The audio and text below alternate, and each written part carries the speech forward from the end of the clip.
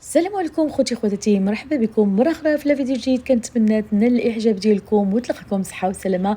كنشكركم بزاف على المتابعه ديالكم، ولكن اللي يلاه شاف القناه ديالي لاول مره كنتمنى يشترك ويفعل الجرس باش يوصلوا كل جديد اللي كنزلوا على المسلسلات المغربيه. في هذا الفيديو غادي نهضروا على مسلسل عائشه، المسلسل الشيق اللي وصلنا فيه دابا الحلقه 13.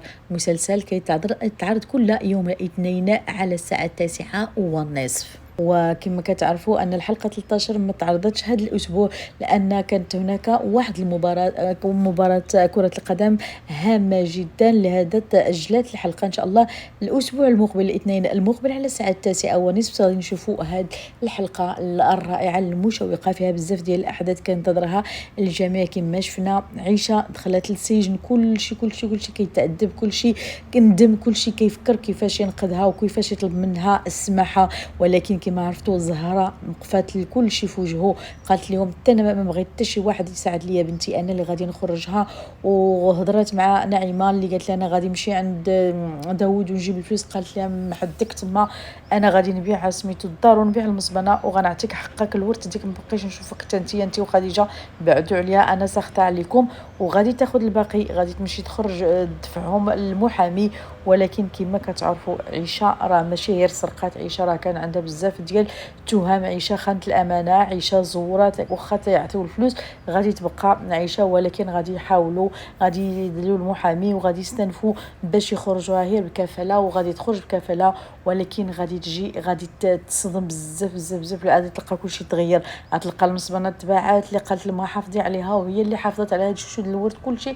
علاش دارت هاد الشيء، هاد السرقه ودارت. ولكن غادي تلقى الوالده ديالها باعت المصبنه وباعت الدار. وغادي الشيء اللي غادي يصدمها بزاف هو انهم مشاو عاشوا المنزل ولا الفيلا ديال خالد، وغادي يعيشوا معاه. وهي غادي تصدم بشكل كبير، لانها في الاول ملي جا عندها خالد بغى يساعدها وقفت في وجهه، قالت لي سير عند مرتك، انا ما حذرتك، انا قاده بنتي.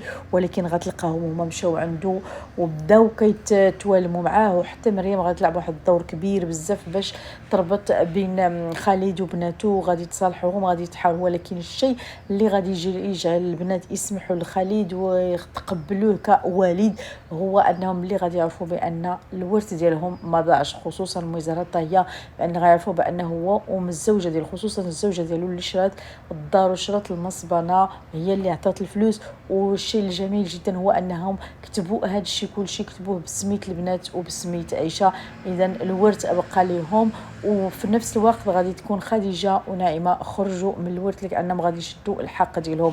ولكن غادي نهضروا هنايا على نعيمه ملي غادي تشوف خديجه كتعذب في حياتها، ما لقاتهاش كما بغات، كما ملي تسخطت عليها امها غادي تخاف حتى هي تقول غادي تسخط عليا امي حتى انا غادي يطرى ليا ميطرى لخديجه. المهم غادي تفكر مزيان وغتمشي عند داود، غتقول ليه انا صافي فكرت مزيان، ما خصناش نكملوا انا وياك، خصنا نتفرقوا، انا ما بغيتش نعصي الوالده ديالي. غادي يقول لها داود حشومه عليك ملي خليتيني تفرقت على الزوجه ديالي، تفرقت دار، خليت داري وجيت باش نتزوج انا وياك ونبداو الحياه ديالنا. اللي غتقول لي لا هذا الشيء ما غاديش ينفع، غادي نحاولوا نصلحوا كل شيء. هذا الشيء اللي درنا، وكما كتعرفوا الحلقات الاخيره غادي يكون كل شيء مزيان ان شاء الله. غادي يمشي داود حتى هو غادي يفكر، غادي يرجع عند فنه وغيطلب منها السماحه. وهنايا غادي توقف نعيمه وغادي تقول باش نخلي انا اللي عذبت ريم، انا اللي فرقتها على سميتو وخسرت لها الزواج ديالها، غادي نمشي نصالح بينها وبين بين علي. وغادي تعيط لهم، تعرض عليهم، وغادي تجلس بيناتهم وتطلب منهم باش يتصالحوا وتقول لهم راه انا السبب، انا دابا اسمحوا لي بغيتكم ترجعوا مع بعضياتكم. وكما كتعرفوا كبرياء ريم كبير بزاف، ما غاديش تقبل في الاول، غادي تنوض وغتخليهم انا، غتقول لهم انا ما غاديش نسامح حتى شي واحد، هو اللي تخلى عليا حتى ما بغاش حتى يتصنت ليا، وانا ما عندي حتى شي ذنب في هذا الشيء، هو تخلى عليا. كان هذا الشيء غادي يدير ليا، ما الا كان شي مشكل ولا شي حاجه هكا اللي غادي يدير ليا ويتخلى عليا، انا ما غاديش نكمل معاه، الله يعاونو يمشي بحالته، ما عندي ما ندير به. ولكن رغم ذلك نعيمه ما غاديش تستسلم، غادي تبقى حتى تصالحهم.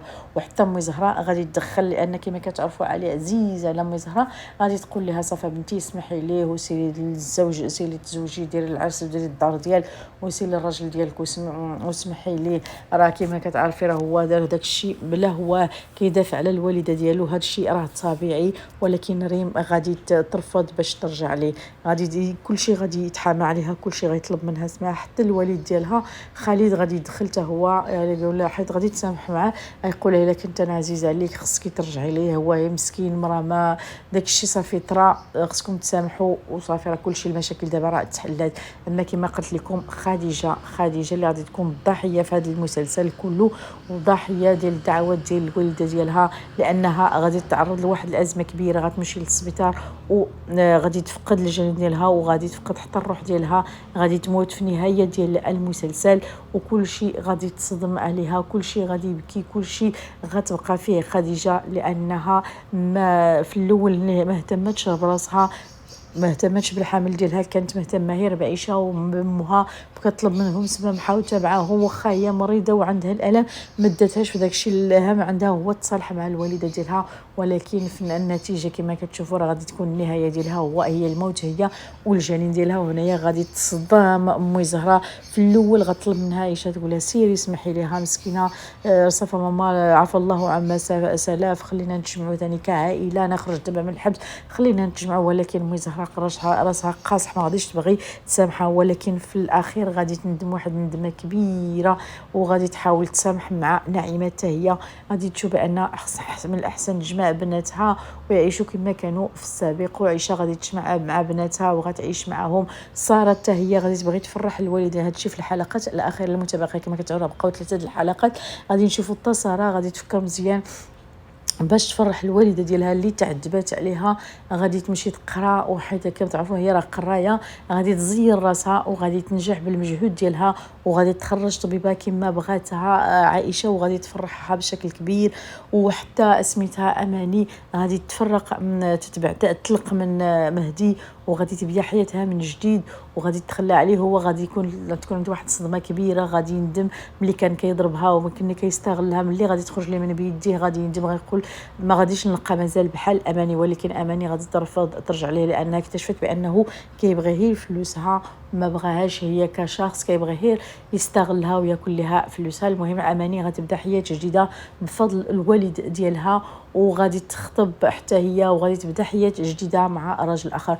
اما فيما يخص نعيمه حتى هي كما كتعرفوا ديما هي كتبغي العربي، غادي ترجع معاه، غادي تسامحوا حتى هي. في الحلقه النهائيه غادي نعيمه غادي تصالح مع العربي، وغادي يتجمعوا في دار وحده، وغترجع ليه لان كما كتعرفوا هو كيبغيها هي كتبغي. كان هذاك الشيء المشكل دخل بيناتهم، ديك السيله اللي دخلت بيناتهم فرقتهم، ولكن غادي يرجعوا بيناتهم مره اخرى.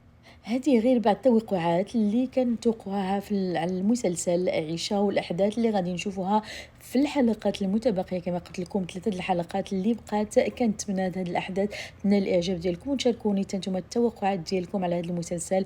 واش كتابعوا المسلسل؟ واش نال الاعجاب ديالكم؟ التوقعات ديالكم النهايه ديال مسلسل عيشه. وصلت النهايه، الى اللقاء في فيديو جديد. ما تنساوش تضغطوا لايك وتبارطاجيو الفيديو.